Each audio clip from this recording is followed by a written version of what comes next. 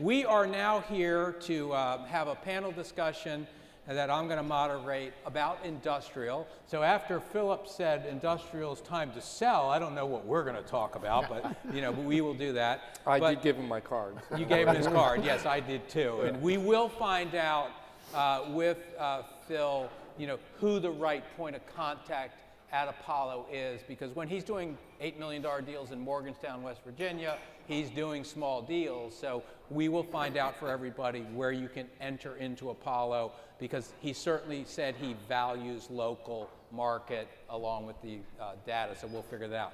But let me welcome Fred Meyer again, Jimmy Caronna, and Kenny Lundberg. Jim is from NAI KLNB in the Baltimore, Washington market. Ken is from NAI James E. Hanson in the northern New Jersey and related markets. And we're going to talk about industrial today, and really from the point of view of trying to give you information. But first and foremost, and we can kind of start left and go right, or my left and go towards me. Why don't we have each of you introduce yourself, give a little background. Some of you know you, but not everybody knows you. Mr. Lundberg. Okay, Ken Lundberg. I've been with NAI Hanson for 35 years. We'll be 36 after Memorial Day weekend, which I personally can't believe. Industrial is basically my asset class. It's been 80% of my work for all these years. Working with the Hanson's been a lot of fun, and we've really seen a lot of changes that are just incredible to me in the last couple of years. When people ask me what's going on out there, I finally come to the realization I have no idea. But been with NAI a long time, Hanson a long time. It's been a lot of fun. I'm Jim Caronna with NAI KLNB out of Baltimore, Washington. I've been doing this ever since I graduated college back in the 1920s. It feels like forever. I've been with KLNB for closing in on 23 years. Rookie. And much like Kenny, 80% is industrial and the balance is investment and office. And I'm Fred Meyer with NAI Mertz Corporation. I do corporate service work and head of our brokerage operation. I'm fortunate enough that because of the NAI brethren in this room, I'm in 12 different states now with a couple of my core corporate clients. And I appreciate all the help that our members give us. Also, I'm working a deal with Gary Sweatback in Mexico, and also working with a Chinese company coming to America. And the brethren at the NI firms have been great helping that. We're upset that Kenny didn't shave his head. He didn't get the memo like Jim and I did. But well, that's because he's trying to look like me. I know, really. Okay. No, all right. No hair jokes, please. So we had a pre-call and we talked about this. We want to start with a very basic question that, even as Ken and all these guys will talk about, what Philip was saying is certainly industrial is the darling of, let's say, the sectors, and certainly what Green Street was saying is the darling of. So let's talk about that, and more importantly, as you each bounce that around, let's talk about if you think it will stay the darling of the commercial real estate industry as we go forward. Doesn't matter. I think things are great. We're done here. No. I've never seen such change like I have in the last 3 years. I mean, I've been through 4 recessions. I've seen good times. I've seen bad times, and it's what's happening out there is just absolutely incredible. I heard Andy McCullough say earlier today that it's very odd and a weird conundrum that the areas with the hardest barriers to entry are the ones that they're building the most space in, which to a certain extent I think is true, and it's kind of unusual for North Jersey. I don't foresee it slowing down a bit. I think the e-commerce push has really made things kind of go crazy. I was told earlier today that there's about a 3-to-1 ratio of e-commerce space to every traditional retail warehouse space. I just don't see it slowing down. The rent growth is still incredible, and I hate to go first because this is almost easy, because I think these guys are going to say pretty much the same thing in Jim's market and Fred around the country. But I don't see it slowing down. It's like a body in motion has a tendency to stay in motion if there's any physicists out there. But I would say, and I agree with what Kenny said, but I will say that it's, I do think it's a cycle. We have lived through so many cycles that it looks great right now to be on the industrial side. I'm used to being the plainest of all the asset classes, much like my face. I mean, let's face it, it's not very exciting. But all of a sudden, in the last couple of years, wow, industrial is really something. But, when I got into the business, it was office. And then it went to retail. And then it went to apartments. And now it's our time to shine. But, a year or two from now, will it be the darling of the asset classes? I don't know that I would bet on it. But it never gets too terrible. That's the nice thing about industrial. It's never, it's kind of the steady Eddie. Drops 20%, gets recycled, and here we go again. Right, it's like what my wife says about me. You're not that exciting, but you're pretty steady. My wife says that about you also. Thank you. No, I tend to agree with them. The industrial market is incredibly hot. What we're seeing, the trend is some of the smaller users are ramping up because some of them serve the Amazon, some of them serve the product lines where they were uncertain as to where their growth was going to be, but now they're more secure in their needs. And we're seeing markets that traditionally were a little bit slow are incredibly hot because some markets that we serve, they don't want industrial growth now. In a side room, two of my clients are meeting now because they want to be in a specific market, and the township saying we don't want any more warehouse. So now they're looking at a market that is adjacent, but it's definitely changed. But the industrial market's still strong. All right, let's dig into this a little bit because all of you have been in the business a long time, and what Jim was saying as far as it wasn't always the darling, and it was always stable, but we have seen something in the last, call it 5 years, maybe 7 years, that's off the charts as far as what's happened in industrial. And it seems too simple to say it's Amazon. So, let's talk about your thoughts on what could slow it down, even though you might not think it is going to slow it down. The problem is, let me back up. I go to a lot of seminars, and the big question is, what inning are we in? I'm a big baseball fan, and I don't know. I think as long as, there's a couple things to look at. As long as retail sales are going strong, as long as the economy is going strong, I don't see anything slowing it down for now. I agree with Jim. There's always cycles. There's no perfect thing. I don't see it on the horizon. I think rising interest rates could be a problem. I think some geopolitical risk could be a problem, but I just don't see it out there right now. I got nothing bad to say, unfortunately. There is I think what's protected us is that, when the collapse of 2008 occurred, all development stopped. And so you had no new product. When you're in a place like Maryland, it's a small state. It's not unlike New Jersey. Everything is an infill site. It's an infill site. We have an office in Northern Virginia. You move south there, you do have some land. But, so you have a stable product. But what I'm seeing with the big guys, whether that's an Amazon or whether that's an Under Armour, in our market, Under Armour, is going to be entering a 1 million square foot distribution center. But these are all build-to-suits. These guys are not going into existing facilities. So you've got to have the land. You've got to be able to build that product specific to them. And of course, we're seeing prices escalate. It's incomprehensible to me. I mean, we get on a regular call. Kenny and I are on that call, and I talk about, I can't believe, a building has sold for $100 a square foot. He looks at me and he thinks, what a bargain, because it's almost twice in that marketplace. So That worries me because I don't know that you can have consistently escalating numbers like this. At some point you reach a breaking point. So I don't think it goes on forever, and I don't think the numbers can continue to move up.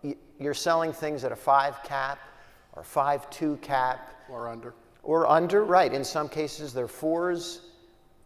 You know, how much more of that can you take? So I do think there's that potential for a shift. It's great right now, but again, these things don't go on forever. See, I see the difference here. I'm a short-term thinker. Jim's a long-term thinker. It's really why I've lost my hair. And I tend to agree with them, but I see the main factors is availability of land, somewhat availability of a workforce, and also I think the changes in the trucking industry and the regulations is going to have an effect and slow down some of the growth and the availability of getting product to the market. But times have changed. People shop online. I can't tell you how many boxes come to my door every day. I said, where did this come from? You know, all the millennials love to shop. My grandkids and my kids, they don't go to department stores anymore. They don't go to supermarkets. I mean, it's changing. So that's driving the warehouse. But in certain markets where I am with my clients around the country, they can't find buildings. They can't find land for build-to-suits, or the land values are just astronomical and they can't make it work. So they're juggling logistics costs versus rent versus getting a workforce. All right, let's stay on logistics cost, workforce cost, because you know, really, whether it's Steve, Pastor, or Andy Sample, or even Ken, I have been taught industrial really isn't about real estate. It's really about labor lots of times. So their heads are going like that. So expand on the labor part of that. Well, I'll give you a great example. I got hired to lease a building in kind of a brand new building, an outlier market. It was 270,000 feet, and my charge was getting about $2 a foot over the market to make it happen. We had no success pre-construction, put a shovel into the ground, and as soon as we put the shovel in the ground, people came from everywhere. Nobody argued with us on price, ever. We negotiated a little bit. We actually ended up doing a deal higher than pro forma. But what was interesting about it is it wasn't just real estate people that were looking at it. The HR people were involved from start to finish. It was very heavily about labor. And not even, it's almost, in North Jersey, it's almost like the cost of labor didn't matter anymore. It was kind of a weak sister behind the availability. When you look at the real estate costs, labor was their number one concern, transportation costs. We had to build a drayage cost model to prove that it worked, but it's just, you approach everything a little bit differently out there right now. I think from a labor perspective, I think companies are going to need to locate where labor is plentiful and it's reasonable cost. I think everybody's read about how, again, Amazon, robotics and pickers, and it's cutting down on the labor piece. But I think one part, and Fred touched on it a little bit, but I think a huge issue is trucking. I mean, I think historically there are 3 trucks for every load pickup. It's in a bubble right now. It's 10 loads for every 1 pickup. And so you think about that, it's costing more to ship things. Retailers had a great year at the end of 17. They're restocking. They can't get the product there fast enough. So you don't have the trucking capacity right now that is being demanded. And I think that's going to affect the supply chain. And I agree with both of them. Again, we're in the middle of a site search for a rather large use of over 900,000 square feet. And for distribution and manufacturing, the 2 key drivers are employment wages and employment. They also want rail, so availability of rail served land, availability of having a short line rail operator is critical, and also the hours of operation of the rail line is going to drive it to its eventual site, which we're pretty sure where it's going to go. But another interesting fact, we just concluded a relocation of a company from Brooklyn down to South Florida. And their main reason is because the minimum wage in New York City got raised to $15 an hour. They're down in Florida where it's going to be $10 an hour. The Delta made a huge difference for them where they have to, it's a manufacturer, it's costing them a lot of money to relocate their equipment, bring in new equipment, but they said in 2.5 years, they more than make up. Plus, they'll now be Florida residents, they won't pay state income tax, but it really was the labor. They said it's a no-brainer, and we were stunned when they wanted to come out there paying more per square foot rental to be in this one location in Florida, but the delta is astronomical. You know, Jay, also they were talking about earlier the infill locations, and a lot of people look at it, and it's true about the time to market and time to customer for deliveries, but especially in North Jersey, those infill markets are where the population centers are too, and it's important both, again, from the transportation cost, getting that last mile, but also in terms of hiring employees and getting employees to a place where we've got labor problems all over the place now. And wouldn't you say that that's all across the United States and maybe also internationally, because most of the people are congregated around the cities or coasts or different areas? It's not just a New Jersey or East Coast phenomenon. You guys are on the East Coast, but you can make the argument that's Chicago, that's the West Coast. I think it's near every population center. I mean, Yeah. if you're doing last mile in New York, you're doing it in Pittsburgh, and you do it in Kentucky, and you can do it in Ohio. So it may not be the magnitude where Amazon took 4 million feet in Jersey, but you know what? They're in those other markets also. Maybe just to a little different scale.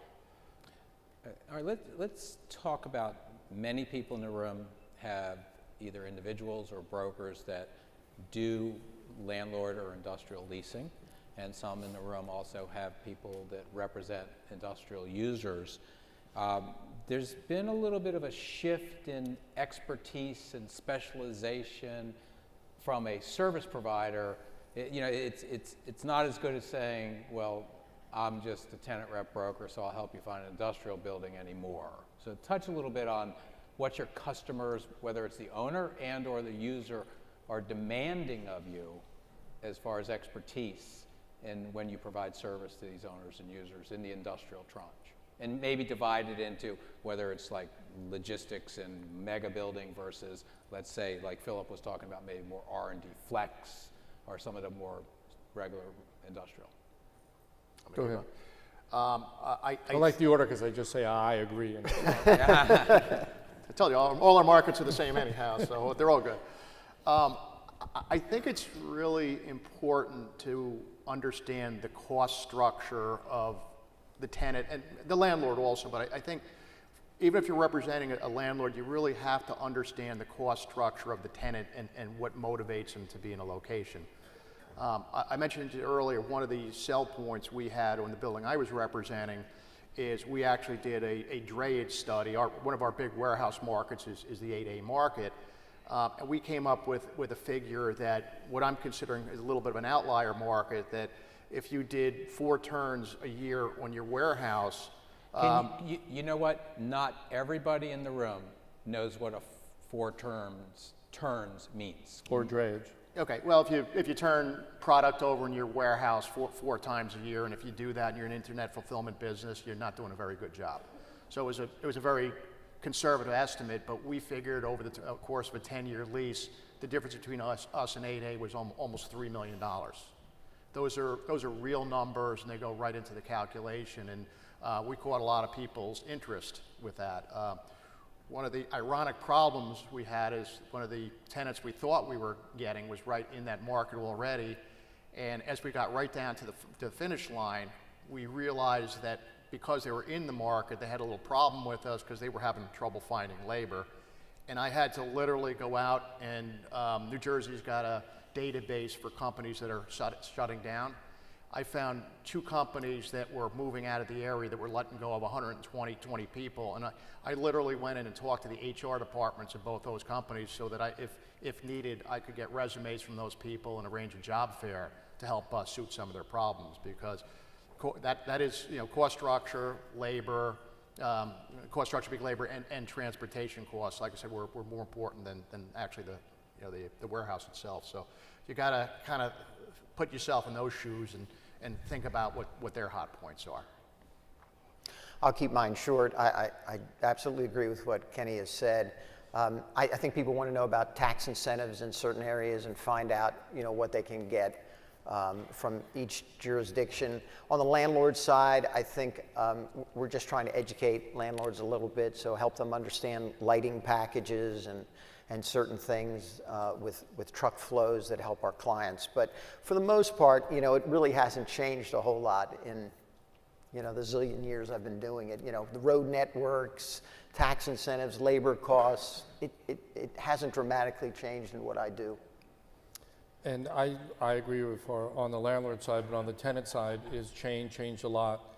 And what we do is when we get an assignment or the ability to get assignment or get an RFP, we do a detailed analysis of the company, their process management, how they process a real estate transaction, what is important, what their timelines are. I'm a black belt in Six Sigma and process management, so I spend a lot of time interviewing the client, not only to understand their expectations, but to manage their expectations and understand the cycle time that it does take to conclude a deal. Jimmy Barnes and I just concluded one in North Carolina where it got haywire and they forgot about 30 or 40 employees in their employee count. Oops. And we had to stumble, but we got them across the finish line within the last minute. So really understanding how the companies are evolving, because most of the companies that I work with, they are evolving, whether it's a warehouse or whether it's a manufacturing, how their cycle time and what is important to them changes dramatically within the company, especially if it's a public company. And one of the companies that I work with for years, their corporate mandate is only do a 3-year lease. Well, that was great when the market was down, but in a hot market, you try and get a 3-year lease done, and it's almost impossible. We've been able to do it in a couple cases because it's on the strength of the company, but it's very difficult, and it's a corporate culture that we've had to bang into them, and the landlords are now saying, hey, the market's good. Why should I do 3? Why should I do a 5-year deal? I want to do a 7 and 10-year deal. And some of the landlords right now in hot market say, I don't want to do a 10-year deal because I don't want to lock in my pricing for 10 years, even at a 2 to 3% bump. I prefer to do a 5-year deal and let's see where the market is. Then you traditionally tell them about the cycle time, and eventually they'll listen that the cycles don't always go up, even though the analysts say, oh, it's going to go up all the time. It really doesn't. But we are members of the Optimist Club, of course. That's true. Hair club for men for 2 of us, not you. Let's shift, which is a broad topic as it relates to industrial. Certainly, we would agree technological changes or technology. If you start right with the internet and the ability to buy things over the internet, that's one effect. And you take it maybe all the way through robotics, driverless trucks, racking systems, and installations. Because I've been told, and I'm a novice at this, that sometimes the interior build out of a fulfillment warehouse can be X times the land and the building cost. So, and these are all technical related, so it'd be great to get all of your thoughts on what you think the most major disruptor might be, the most biggest opportunity might be, and what other thoughts you have on where the technical aspect of technology drives industrial into the future, or how it's driving it. It's a broad question, I know. I was reading an article the other day that there's a hamburger chain in Seattle that has a robot that is flipping burgers. And I didn't think about burgers, and I didn't think about the robot. I thought about the ingenuity that went in there to solve a labor problem. And I don't know about driverless cars. They can plow people over in Arizona. It's gonna happen. I think one thing that will happen on the driverless side is I think long term there may be driverless trucks going station to station. They're not going to do local delivery, but to take one from a station in Philadelphia and run it down to Washington, D.C. to be picked up by a driver, I think that's realistic. I think that you're going to see a lot more robotics in the pick operations in particular. Labor's expensive. The way they're running a lot of pick operations these days takes a lot of people. I've seen a couple buildings that have been spec'd out as pick operations where the car count is going to 4 or 5 per thousand, and more like an office. So I should have turned my phone off, but Hold my calls, won't you? I could It's see, Alex, so if you take it, maybe he's calling in, Americans are very creative, and I think technology happens a lot to solve problems. And I think those kind of things are very real, and they're going to happen. I mean, I won't even go into the internet sales and that kind of technology change. That's almost understood out there. But there's a lot of different aspects to to technology. Yeah, I think there are things coming down the pike I can't even imagine yet. I remember in 2009, I was at an SAR conference. I heard a guy named Ray Kurzweil speak. I don't know if you've ever heard that guy. But he sits on the board of Google, very bright guy, he's invented a whole bunch of stuff, and he talked about, one day we'll be able to print body parts. This is 2009, and I'm thinking, this guy's, I don't know what he's smoking, but, I'd like to, well, it's here. And he Did you buy the Google stock? That's the question. I bought the stuff he was smoking. There you go. And I tell you, no, just kidding, Bada of course. boom. This is being recorded. But I will say that what could change, warehouse sizes is if suddenly you can print things from your home. If you order a sweater, it seems unbelievable, but if you order a product and it's actually made in your house, suddenly that's taking storage way down. And so I think to myself, could that affect us? You've got drones that will, I think I read somewhere where there's 30,000 drone pilots in the United States, and that's going to quintuple over the next 5 years. So, how does that affect us in terms of delivery systems? I think there's all sorts of things that could impact us technologically, and I think we're going to live to see all those things because it's happening very quickly. And I will tell you that when we first started in this business in 1985, an 18 or 20 foot clear ceiling height building was unbelievable. Then 24 came, then 28, then 32, and now in Seattle, Prologis is doing the 45 to 50 foot high with 2 different levels because land costs are extraordinary. The one advantage that we have versus tenants, and that you have versus tenants and versus landlords, with the opportunity to call on numerous companies, and you walk through their warehouses, you walk through everything, you understand how people are just changing the warehouse business, and it's more technical. Column bays are bigger, robotics, all these things, and who knows where it's going to be within 5 and 10 years. But there always will be a demand for warehouse because we are a consumer-driven industry and society. So that is going to continue. But T5 lighting, this lighting, energy savings, you feel bad for the person who's owned a building for 30 or 40 years. It's only 18 or 20 foot clear, 20 by 20 column spaces, 30 by 30. How do you renovate that? Do you knock it down that we're doing in northern Jersey and putting the land values and then building a larger building? So it's very dynamic and intriguing to where we're going to be. So you mentioned the firm Prologis, and if you go to Europe or you go to the United States, pretty much everywhere you go, you see Prologis. And on the concept, are they becoming the WeWorks of industrial? So if I am a industrial multinational company, I don't need you, Fred. I just call my contact at Prologis and I open up 100 warehouses. Any thoughts on that? I know it's happening a little bit, but It is happening, but if you want to be mark to market measurement and make sure they're not taking advantage of you, that's how we sell do I ourselves. care Scares the hell out of about me. mark to market? Because at some level, keep in mind what you all three agreed, it's labor, it's transportation, and real estate becomes a component, but it's kind of like the story you told. They moved to Florida, it had nothing to do with the real estate costs. Correct. So, Well, I think, and I'll go first, and then we'll go back down the line. But As far as a broker, yes, that can happen. But again, we value relationships. We value our ability to talk to clients and understand our clients. We're not picking up Prologis, but a standardized landlord sometimes doesn't get it because they have to make their margins and everything. So what we sell ourselves is on our personality, our ability, well, for my case, it doesn't work. For him, it works. But just the ability to understand the markets.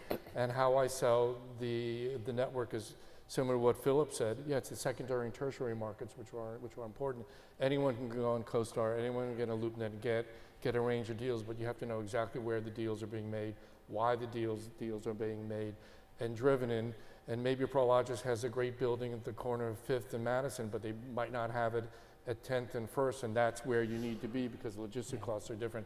So there are ways of selling against that or selling with that.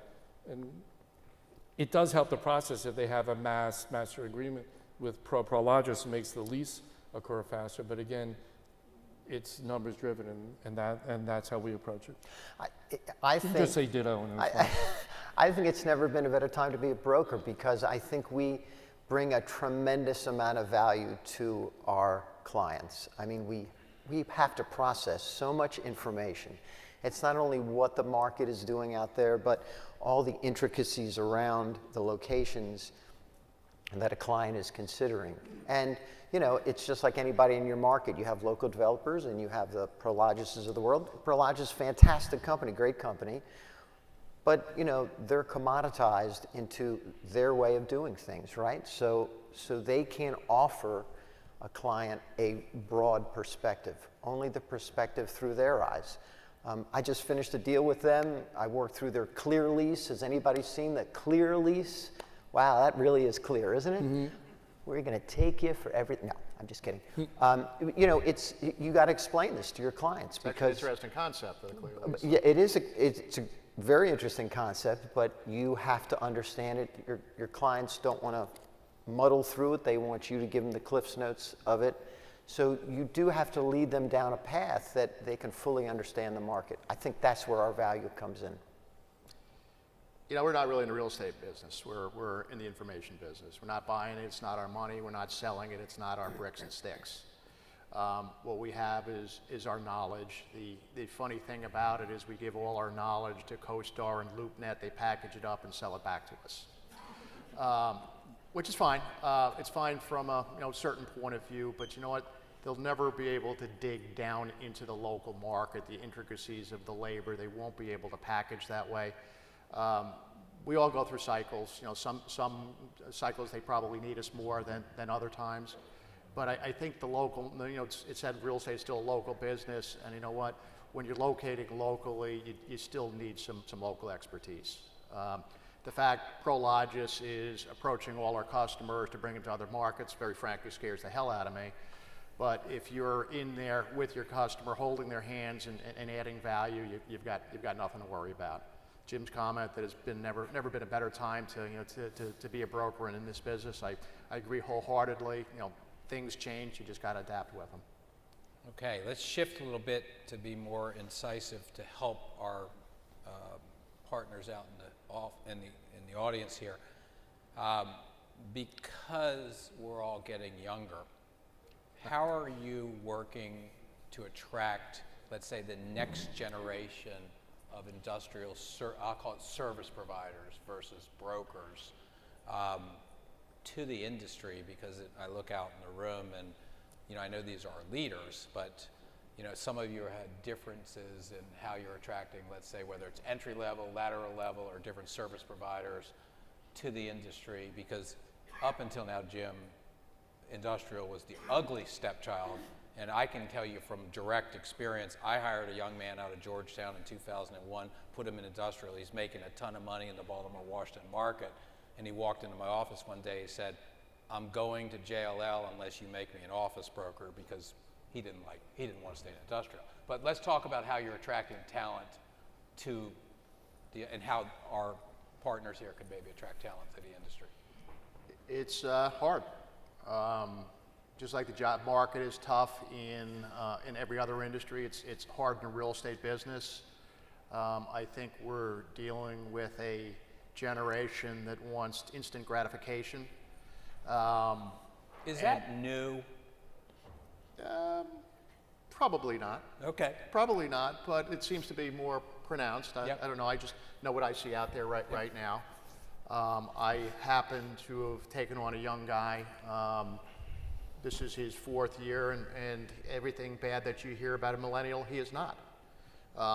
He's hardworking. He's intelligent. He's not also on a intimidated. 3-week vacation right now, so, so he's doing well. Just got back from Vietnam, where he fell off a motorbike and broke his foot, but that's a different story. Told me he should let his girlfriend drive. But it's hard. You got to understand that there's a lot of money to be made in this business, but it's not easy. It's not going to come fast. They got to make really a commitment to the industry, and they're hard to find. They're really hard to find. I think there's 3 components from a recruiting standpoint. You know, there's the seasoned broker that you try to get to come over to our individual companies. There's the guy that maybe was, you know, selling something else, or the gal that was selling pharmaceuticals. And then, you know, you have the college type, the intern type. And I would say that I think it's very difficult to get seasoned brokers to come to your firm. I don't know what your experiences have been, but I think it's very, very hard to do that, especially in an atmosphere where everybody's, you know, doing pretty well right now. So what are you going to offer that differentiates that?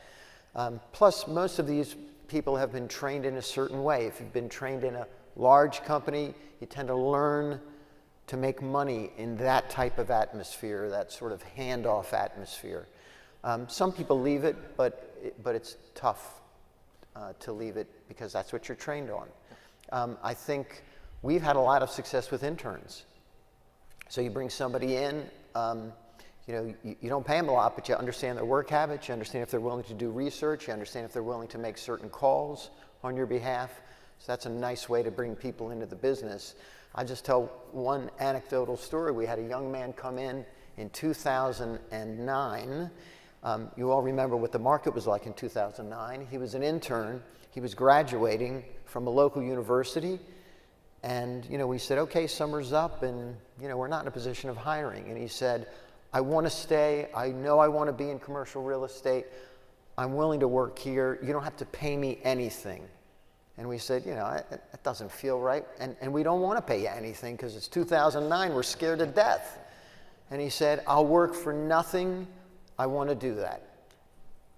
Today he's a partner. And it's, you know, it's 9 years later. And he's been a partner. His name is Jim Caronna. Yeah, I didn't say 90 years later. I said 9 years later. And, you know, so those, I think, are great opportunities to see somebody's work ethic and somebody's ability to stick with this industry. And the last thing I'll say is when we recruit, on the times that I've been involved with that, I try to tell people, you're going to come here, we're going to wrap our arms around you, we're going to make sure you're successful because it's in our best interest to have you be successful, and we honestly care about you and your life having success. So it's about having a business plan for those people and growing them properly. Once again, I agree with Jim, and we have a pretty good mentoring and internship program where we've taken some young people on board, but it's changed a lot from when we all started.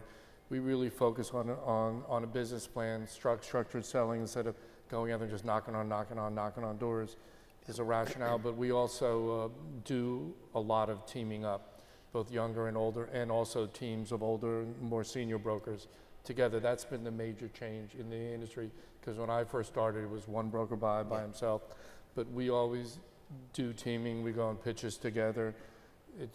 It's an invaluable concept to team that the younger people feel part of our team, then I feel let out of major opportunities, and they tend to learn more. And to be honest with you, I learn more computer skills, Excel spreadsheet skills from all the young guys, and it really works out. You know, Fred's been agreeing with us, and I really want to emphasize that point as well. When I started in this business, basically you had one guy to answer questions for you, and then you were on your own. I think we as a company have gotten a lot better with teaming up and with mentoring, so it's more of a one-on-one with a younger person in the business, and I think it's made a world of difference.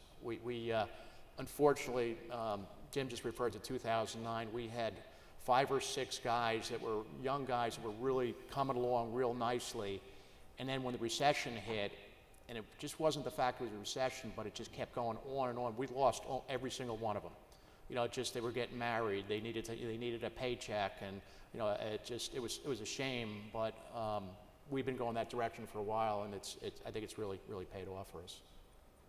Okay.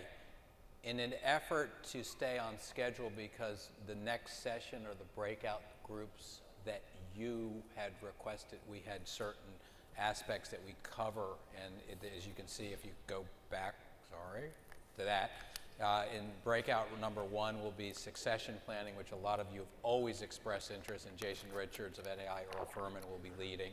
And then we also have the human capital, which has been requested, and principles of recruiting, which is recruiting, and the income and growth of talent. All of these are going to be starting as we break.